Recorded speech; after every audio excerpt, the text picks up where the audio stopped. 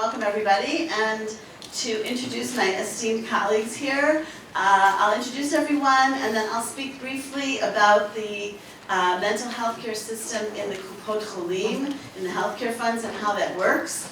And then we'll hear from our panelists. I would prefer that everybody hold questions until the end. Everybody will try to speak for about 7 minutes. We'll try to keep that to, I'll try to help you do that.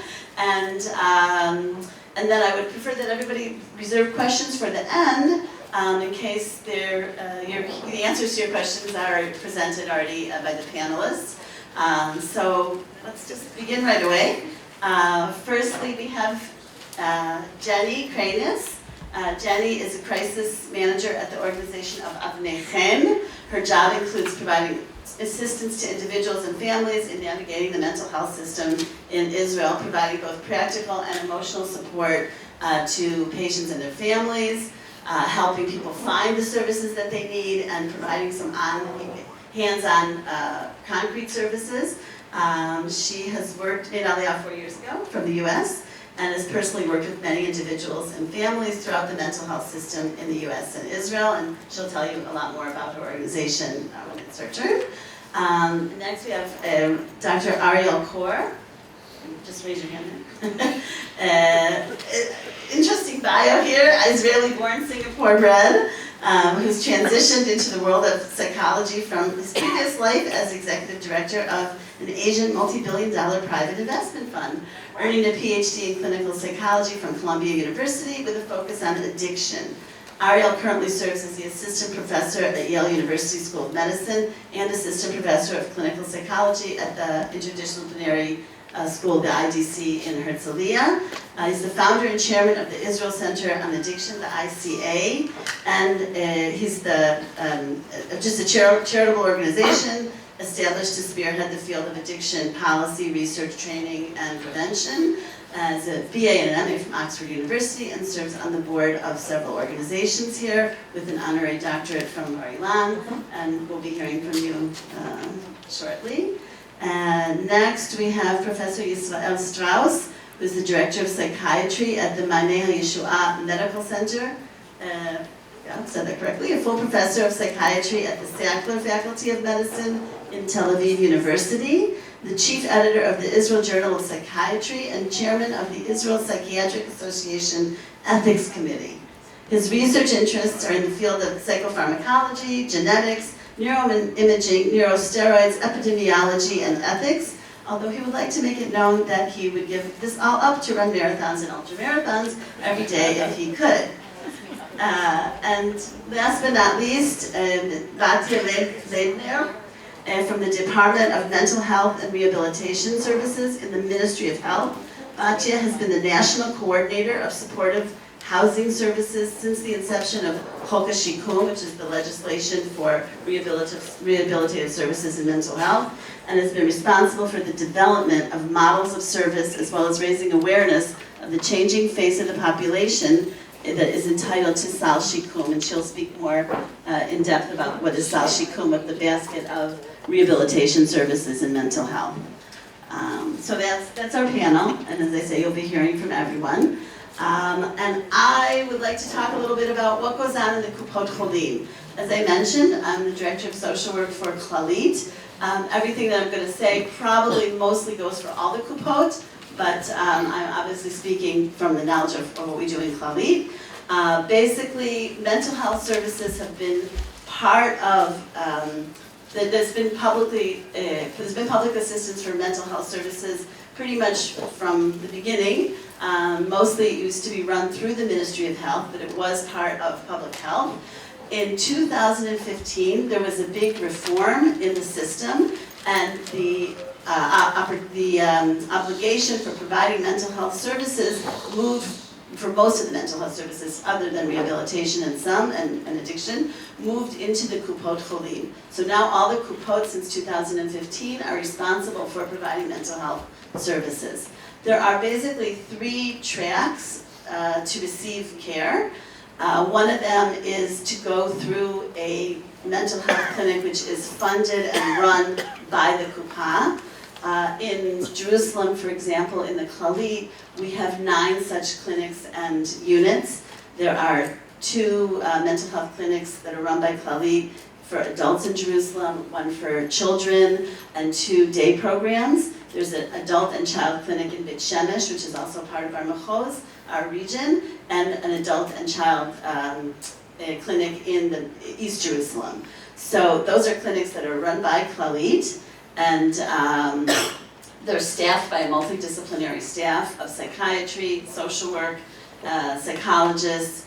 Also, there's some experiential therapies, expressive therapies, OT, kind of a wide gamut art therapy in some of the clinics. And the way that you get to these clinics is through your family doctor. I didn't mention, but the whole idea behind the reform that the services moved into the Kupot is to really make the connection between health and mental health. That mental health should be something that is connected to primary care. And that's kind of the base, the bottom line. So in order to make an appointment, to make an intake at one of the mental health clinics, you need a referral from your family doctor. And then the patient makes or the individual makes the appointment by himself by calling one of the clinics. And they receive an intake, and then it's discussed what kind of program they would be appropriate for, and then they go on a waiting list for service. The next track is our clinics that are not necessarily run and sponsored by the Clalit, but they are providers of the Clalit, and many of them are the clinics that were originally run by the Ministry of Health, and then there are other clinics that are run by various organizations. The system is pretty similar for those clinics. You need a referral from your family doctor. They are multidisciplinary clinics. And I didn't mention both the organic Clalit clinics or the organic Kupot clinics and our provider clinics are basically free of charge. In other words, the patient pays 27 shekel for the quarter, which is for any specialist, but basically the service is free. The third track for receiving care is via private therapists who have an agreement with the Clalit as providers, or an agreement, again, with any of the Kupot that they can provide service. This is a service that does have a copay for whoever is coming. The original original consult is only 62 shekel to see if it's an appropriate place to receive care. And then after that, 149 shekel per session. So that's roughly about a third of the cost of what a private therapy would be. These practitioners do not require a referral from the family doctor. One can call them directly and make an appointment. And they will then refer to the Clalit that they have received someone for treatment. If anyone is interested afterwards, I can explain how you get on the list to do that. But there's right now about 40 such providers in the Jerusalem region. In addition to those different tracks, I will mention that we also have some psychiatric consults in our family clinics. In other words, just like when your family clinic has, I don't know, a gynecologist or an ENT that comes for a few hours and gives some consultation, there are also psychiatrists who give a certain number of hours in our regular family medical clinics, and also for those consultations. And that's usually in order to determine if a person really needs a referral to a clinic or not, or if there's something that is, I don't know, very technical that needs to be some sort of evaluation that needs to be given. And for those psychiatrists, you do not need a referral from your doctor. You can make an appointment directly through your clinic to see one of those doctors. I will say that for what I've described right now is basically all the services that are available for psychiatric and psychological counseling. Everybody who would be receiving services from one of these tracks does need to have some sort of a diagnosis. It can be adjustment disorder, it can be all kinds of things, but there is some sort of a diagnosis which does appear on one's medical record. Having said that, there are a lot of other services beyond what is just mental health and health that I've discussed that also do provide some sort of level of therapy. And as a director of the social work department, it's important for me to mention that there are also medical social workers in the clinics, certainly in Clalit and I believe in all the Kupot, who deal primarily with people who have issues regarding their medical, whether they are dealing with a long-term illness, a chronic illness, women's health related things, child development. So those social workers also are free of charge, and they're seen through the family medical clinics, and they don't necessarily need to be referred by another professional. And often they're sort of like a first stop for someone who is looking to see what channel might be best for them.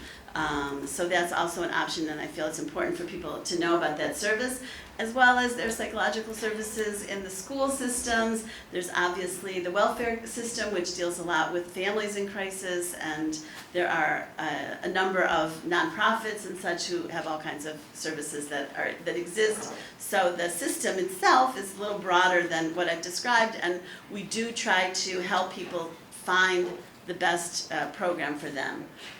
So that's pretty much in a nutshell what I need to say about the services of the Kupot Cholim. And again, if there's any questions, we'll be happy to take them afterwards. I'd like to introduce panelists. Maybe we'll start with Dr. Isabelle Strauss, as I say, the Director of Psychiatry in Leidner, Yisrael. Okay, I think the most important part of this meeting is the questions, actually, so I'm going to be very brief in my comments.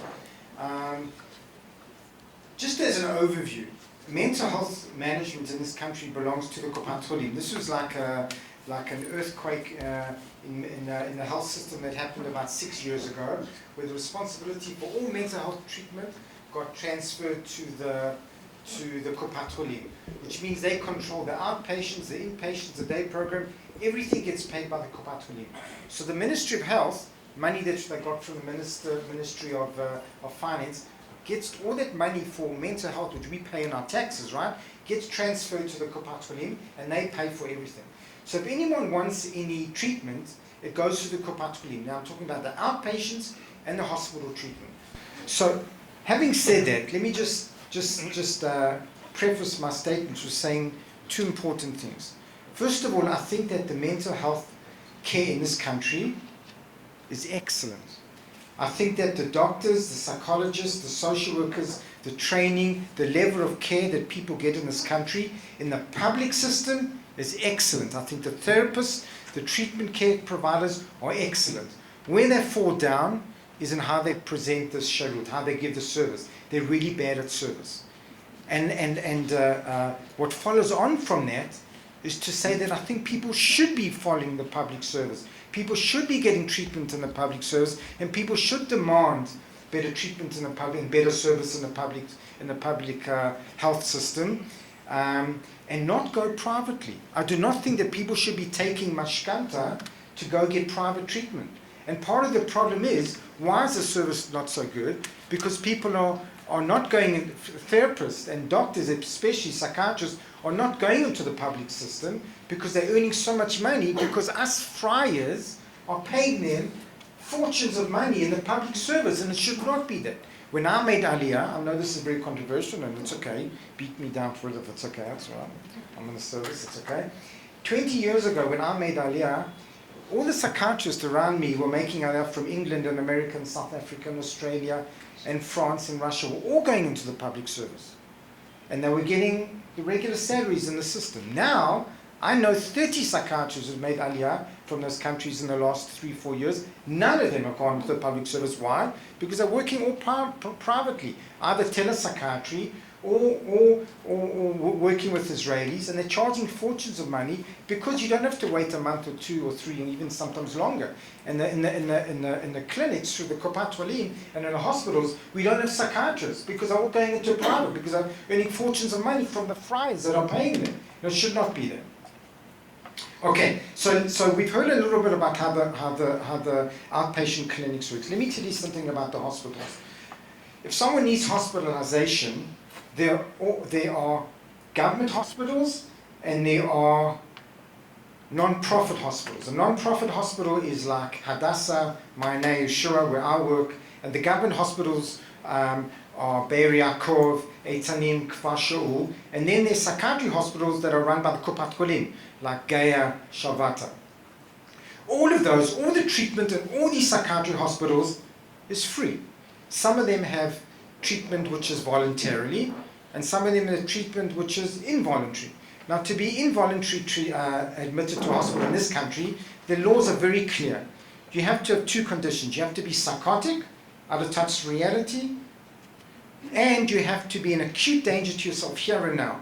Not in a week, not in a month. Like if a person stops eating and drinking, that's not an immediate emergency. That's considered non-emergent, but urgent, okay? So in other words, that goes through a different vada, but we don't have time to talk about that. But the only way to admit a person in this country, you have to have two conditions. Now, I studied in New York and Boston, but even there was different. Like if someone was suicidal and came to the hospital in New York, every psychiatrist could admit them for 24 to 48 hours. In Boston, it wasn't like that. In Israel, it's very, very strict. It's very difficult to admit someone involuntary. So many times a person is really sick, refuses admission, you can't admit them because there's no acute emergency. But if a person wants to be involuntarily admitted, that they can be admitted. What's the problem? That the hospitals are overwhelmed and there are not enough beds. We have a very low bed ratio. So the hospitals don't accept many patients who are voluntary and they get treated out in the public outpatient departments, and it takes a long time sometimes to get management. Even though every clinic, and people should know this, every clinic has an emergency maslul track, where if you go and you call, especially straight from the emergency room, within 48 hours you'll get an appointment in the clinic, but you have to say that. We're in the emergency room, or this is urgent, or you speak to the head of the clinic, and you'll get an appointment in 48 hours. I can assure you that. That's how it is. I used to work in Be'er Yaakov, where I had 16 clinics, which I ran there, and every clinic had an emergency track, and that's the way we used to do it, and it's the same thing where I work now at my show. So there are some places, for example, where I work, where it's a little different in terms of every hospital, every psychiatry hospital in this country, and that's something also important to know, has a zoriot, has catchment areas. I only admit people from the area. Where I work in my show, we accept patients from the whole area because we cater for the Orthodox population. We have like a dati avira, and so therefore we accept people from all over the country. But in my hospital, also we have no involuntary hospitalization, no coercion. All the hospitals in this country have most of the patients who are admitted in hospital today are involuntary, maybe 60 to 70%. And I don't think it needs to be that. I'm not against involuntary hospitalization, but I don't think it should be such a large percentage. Once again, it's very, very easy to treat person when they're involuntary. Why? Because when in the hospital, you do whatever you want to them. You give them whatever treatment. It's much easier to treat them. When something's involuntary, it's more difficult. And the conditions in this country, when I made Aliyah 20 years ago, you went into the hospital where I was working with 10 beds per room. There was one shower for 30 patients. And I felt at home. I came from Africa, right? I felt great, right? But it shouldn't be like it's changed. Where I work right now, we have 2 patients with like a hospital, like a hotel. 2 beds per room. We have every room has their own bathroom, ensuite with a shower. And all the other hospitals are improving. All the government hospitals are improving from that perspective, for good reason. And that's the way it should be. I think that people should demand better shirut. I can tell you that the doctors in this country are at the level of the best in America in all the public hospitals, and people should be using it. People should be using the public service, but you should also be demanding better shirut, better service, and it's out there for all of us. The fact that we are now Anglos and are getting stronger in number, we shouldn't be scared to demand the kind of service that we used to in Chutz La'aretz. I'm opening now an English-speaking clinic in my name, in the outpatient clinic, because I'm feeling the need. We're a hospital, we are Beit Kolim Kilati, a community hospital. We look into the community, we see the needs, and we build it. For example, eating disorders. Eating disorders is a big problem in this country. There are not enough services. We see that eating disorders is probably more common amongst the Haredi and Dati population, and even though it's extremely expensive service to set up, we set it up and we're doing it because it's so important. And the same thing now, we need an English-speaking clinic, we're going to open it up, but if there's no demand, we'll just close it because that's the way things work in this country. I'm looking forward to good questions afterwards, and we'll leave it at that. Right, so, okay, right, we can can just do the, thank you very much, Professor Strauss. We can just really pass the microphone. I was thinking that perhaps Batya would go next. Talk about the Sal Shikum. I was told it's better to stand because you can't see us if we're sitting down. And I'll give you like a, You'll give me a heads up. Okay. I said to somebody that last week I spoke for 2 hours about Sal Shikum, so to limit me to 7 minutes is pure torture. Okay, Chok Shikum Nechei Nefesh B'Kehila, this July we're going to celebrate 22 years since the Chok was passed. I have to say, I believe it is still the only one of its kind in the world. The Chok it entitles persons with a mental illness, recognized mental illness of 40% by Bituach Leumi to a basket of services.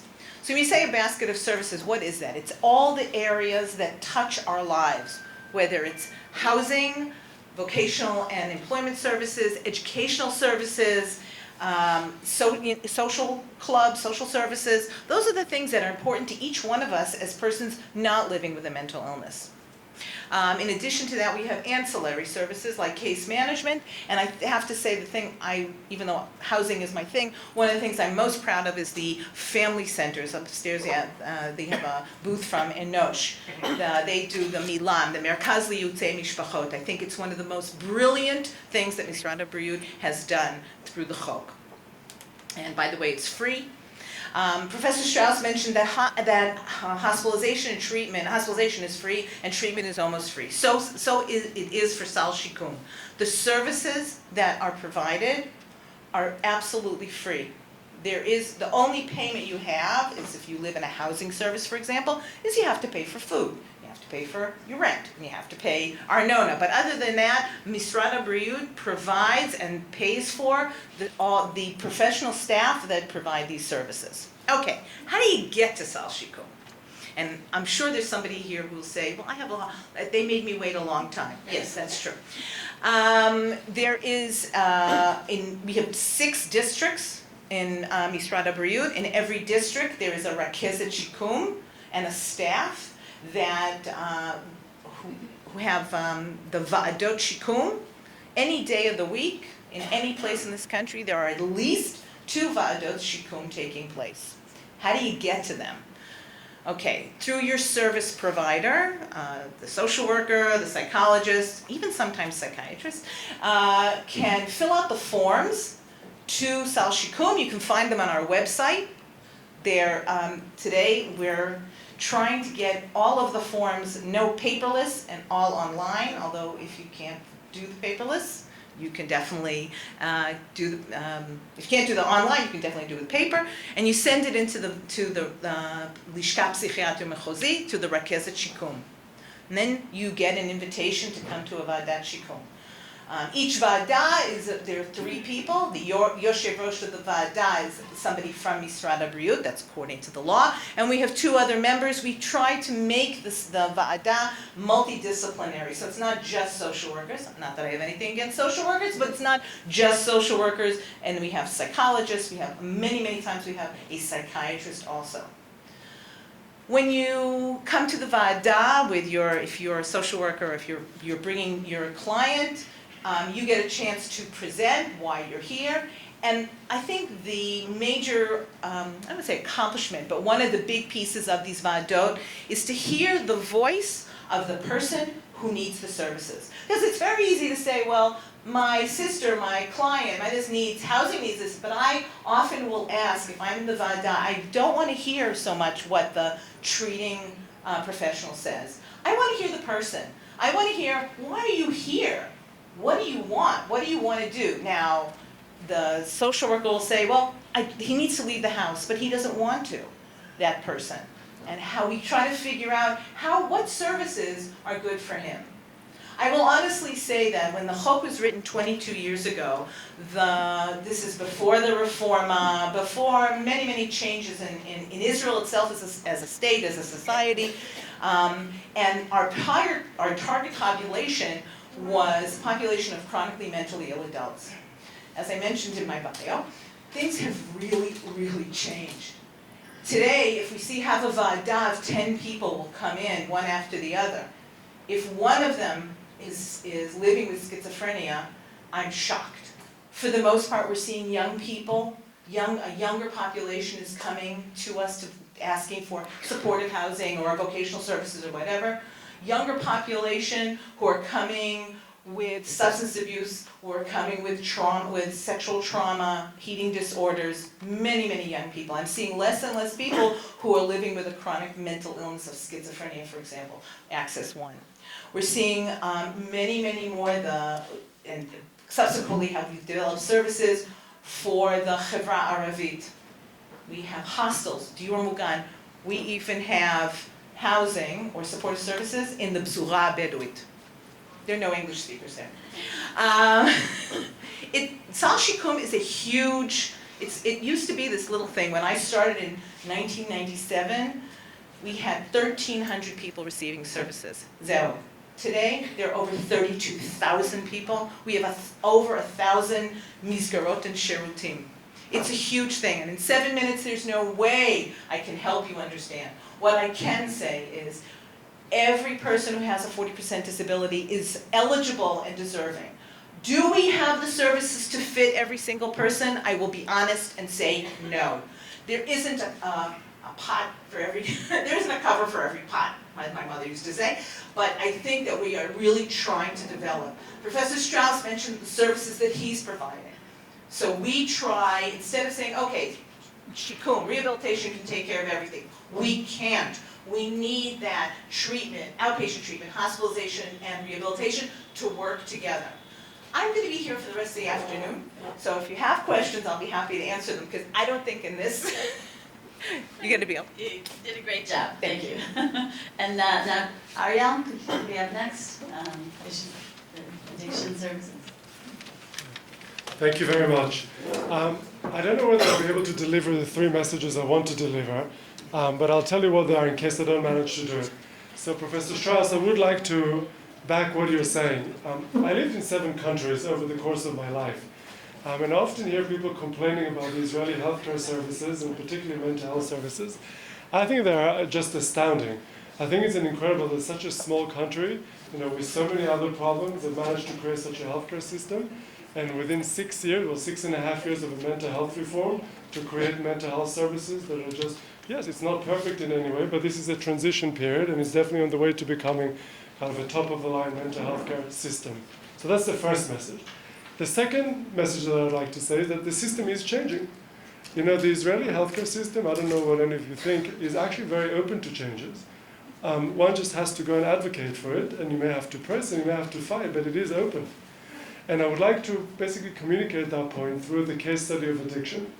So I returned to Israel in 2016. I specialized in addiction. I thought I was going to open a research institute in one of the universities. And then I saw that there was a systemic failure in the field of addiction. Yes, it is a wonder healthcare system, but addiction was unfortunately a black hole. And I noticed it when I saw that the mental health reform that our representative from Claudie spoke about transferred the insurance liability to the Kupot, meaning HMOs are now starting to treat mental health services, but one of the only mental health disorders, major ones, that was carved out was addiction. So the average Israeli person suffering from depression or anxiety or trauma could basically go to the Kupah and receive treatment. You may have to wait too long, but you get kind of top of the line. The human capital in the Kupot is just unbelievable. But addiction doesn't even have a code within the system. So I said, okay, I'm going to become a social entrepreneur, and I never intended to. And we opened a charitable organization in 2018 called the Israel Center on Addiction that does 5 things.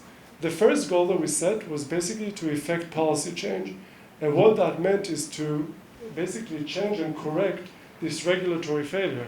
And we started advocating policymakers. We managed to convince 2 political parties, Yemina and Tikva Chadasha, to take this as an agenda item. And in the course of the last 10.5 months, which is quite unbelievable considering the mental health reform took, well, it depends who says it, approximately 21 years to come into place. Within 10.5 months, the Israeli government has basically reformed the field of addiction. They appropriated budgets for its huge budgets in the base of the budget, which means it's ongoing forever. They convened a commission within the Ministry of Health, okay, a professional committee. They basically had to recommend the Ministry of Health what to do with the field of addiction. the committee recommended to start doing something called Mivchanei Tmicha. What is Mivchan Tmicha? Mivchan Tmicha is when the kupot start providing services for a particular healthcare issue, and they bill the Ministry of Health. The Mivchan Tmicha is going to last for 3.5 years. By the way, the mental health reform started also with Mivchanei Tmicha, and at the end of this period, the mental health insurance liability for addiction is going to be transferred to the kupot. To do that within 10.5 months is quite unbelievable. Now, yes, the kupot resisted initially. One of the CEOs of the kupot, the 3 of them are female, so I can say she, because you're not going to know who she is, said to me, I'm not going to allow your homeless people to flood my kupot. And I looked at her and I said, well, first, they're not my homeless people. And the average person suffering from an addiction is not a homeless person. Israel has less than 1,000 homeless people. That actually looks more like your son than somebody who's suffering from homelessness. And secondly, it's not your kupot. You're a service provider for the Israeli government. So yes, they created huge opposition to this, but eventually they fell in line. And all this in a period of 10.5 months. So as of July 1st, the Israeli kupot are starting to treat addiction. They're going to have to train clinicians, etc. But they will start to do so. I'm going to continue with some of the problems. Training. Israeli medical schools in the course of 12 years barely have a single clinical day in the treatment of addiction. The first course is actually we started giving a Sackler at Tel Aviv University on how you treat addiction. They can recite the DSM criteria for what addiction is, but they've never spent a clinical day doing it. No school of psychology in any of the 5 universities in Israel has a single course on addiction in the country. We set to change that, and we started providing courses in universities, in the schools of psychology and medical schools. We opened basically an intensive training track for postdoctoral fellows. In psychiatry in Israel, you don't have specialties, there are subspecialties. So we were accredited as the first site for a subspecialty in addiction medicine in Israel. We have a cohort of 25 clinicians, psychiatrists, psychologists, and social workers that come to us every year, full-time for 2 years, and they become specialists in addiction medicine. The other courses that we do are for shorter training. So we train for the IDF all the mental health professionals in early screening and brief intervention of addiction. We train clinicians for the Ministry of Health and the Ministry of Welfare. We also train judges. And the idea is basically to create new cohorts of clinicians and policymakers and just anybody really, educators that know what addiction is. The third thing that we do is we opened the first training clinic, an ambulatory outpatient clinic for the treatment of addiction. What did exist in Israel in 2016 when I first moved here? So the government does pay for methadone clinics, methadone and Suboxone, I'm not sure how familiar you are with them. That essentially they don't really heal people suffering from addiction, but they do make sure, and they do it very well, that people don't die of an overdose. There are also 11 kehilot tipuliyot, I don't know how you translate that, but the treatment facilities not run by the Ministry of Health, they're run by the Ministry of Welfare. We're the only country in the OECD where addiction was treated by the Ministry of Welfare, not the Ministry of Health. And no research has ever been done on the efficacy of those sites, ever, in Israeli history. I'm a big believer in outpatient, and I'm a big believer that healthcare system should be treating addiction, not the welfare system. So we opened this outpatient clinic, which is a training clinic. We treat 500 people at any given time. We offer pharmacological, psychotherapeutic, and group treatment. We have a waitlist of over 3,000 people. And of course, it's nobody pays them. They pay essentially 5 to 7 shekels per treatment when they come. I'm done. Okay, sorry. So I didn't finish, but one of the message that I wanted to convey is that change is possible. You know, we decided to take this as a cause, and we pushed this forward. In 4.5 years, the field is very much transformed. There's still a lot of work that has to be done. And I'm advocating that if you want to see changes, rather than complain about it, go and do something about it, because the system is receptive to change. Thank you. Thank you. It's a great ending message there. And Jenny, you're up last, and then we'll try and take questions. Thank you so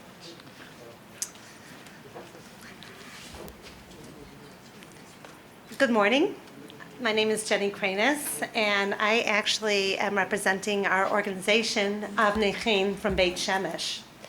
And really want to talk a little bit about the crucial role that we play in helping access the services that have been aforementioned, as well as advocated with progress at every line. So from what Batya is talking about, going back that the mental health care reform, the beginning of Sal Shikum, as Dr. Strauss was talking about with the hospitalization and the options and public options that are available can be used and accessed and encouraged and at an affordable price, which is an added burden when going through mental health issues.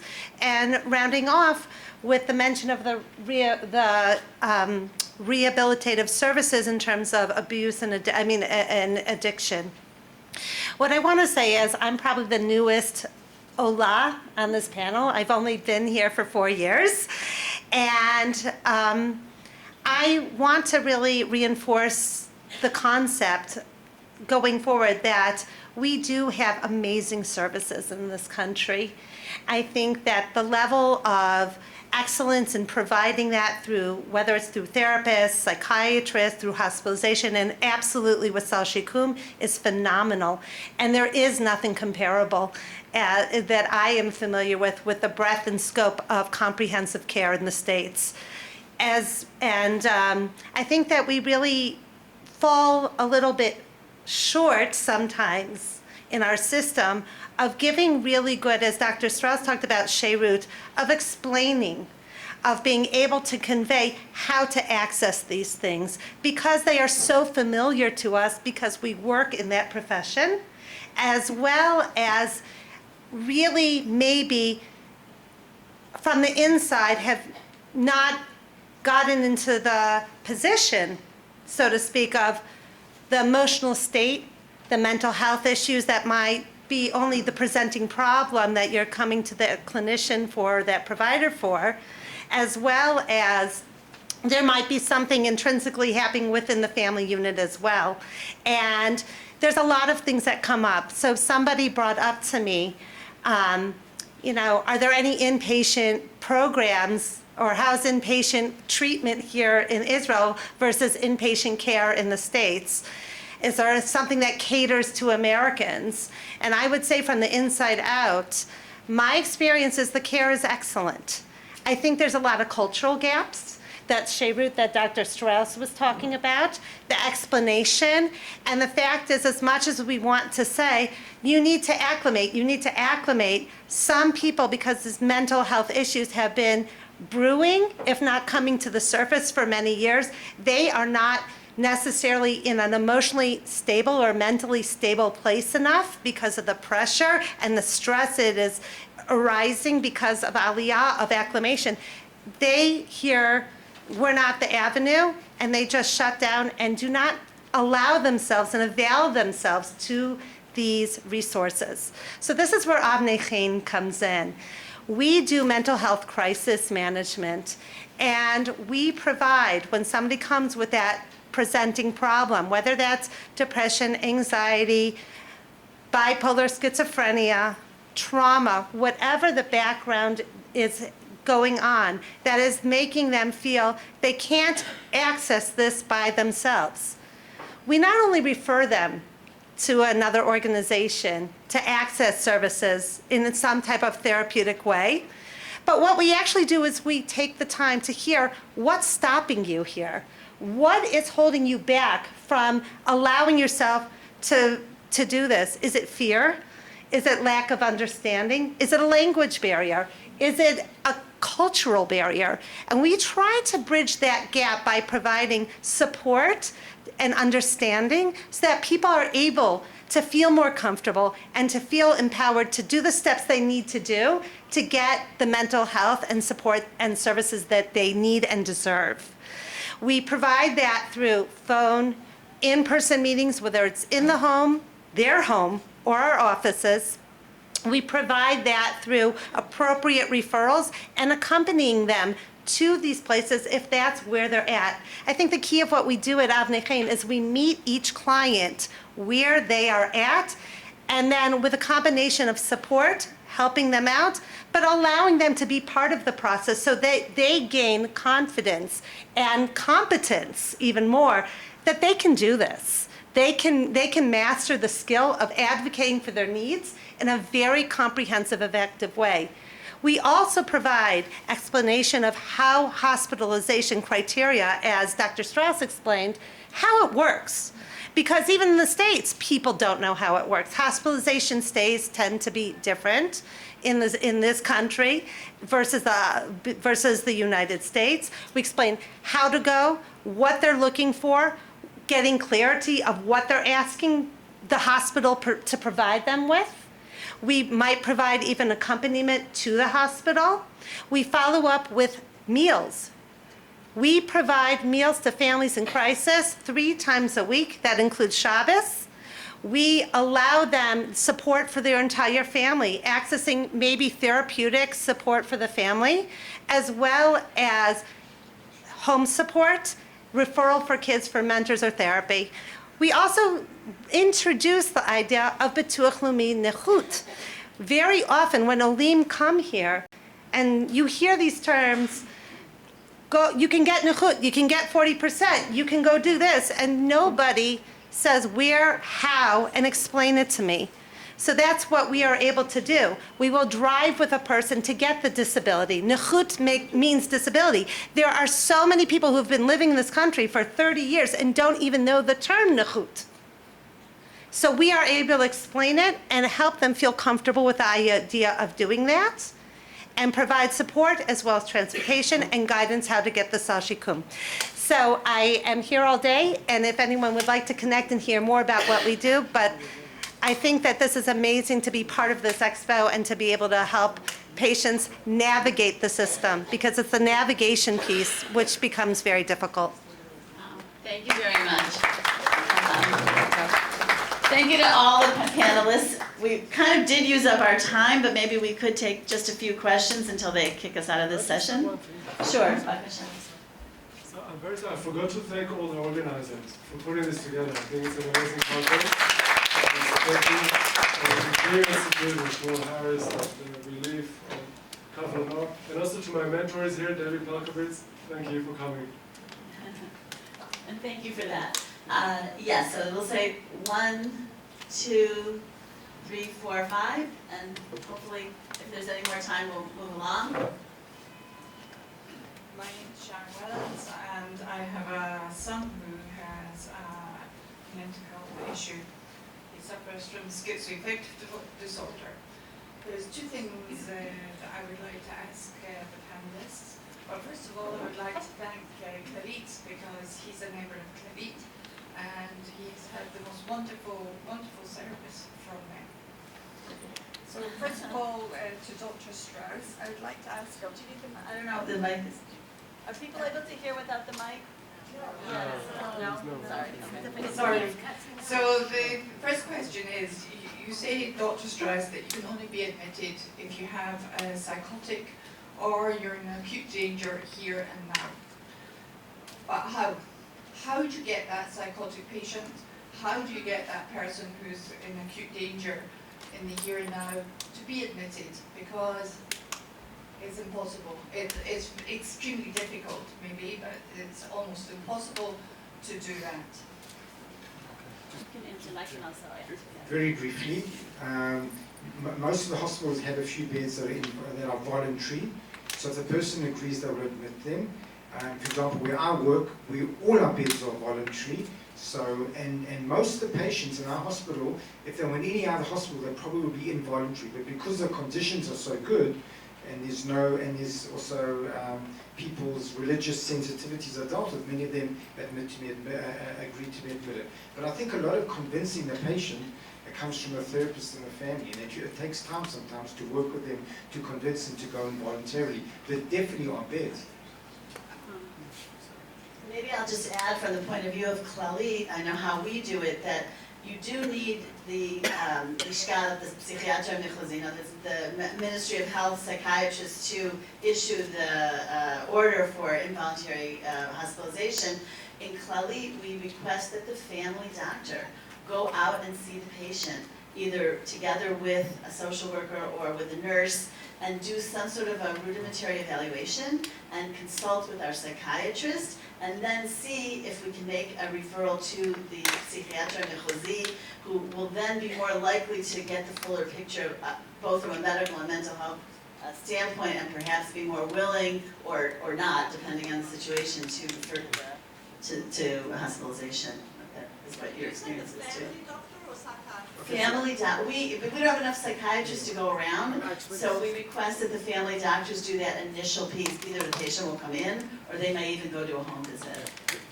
The only way for a person to be involuntarily admitted in this country is one of the 4 district psychiatrists, and there are 4 districts in the country. So the family doctor or psychologist or psychiatrist can write a letter to the district psychiatrist or call them. It has to be in writing afterwards, and then they issue a horati shpuz, which is involuntary hospitalization. But in New York, any psychiatrist can admit someone for 24 to 48 hours. In this country, the psychiatrist can request it, but only the district psychiatrist goes over the criteria and agrees with it. It has to be done in writing. Thank you. Okay. Is it okay if we go on to someone else? Yes.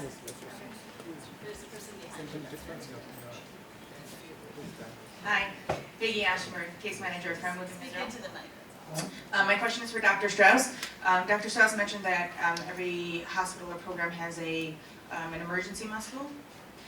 Is that for any machlaka? Let's say you have to get someone into the eating disorders program, the trauma program. There's an emergency muscle, or the emergency muscle is to get to what? In outpatient department treatment. It doesn't.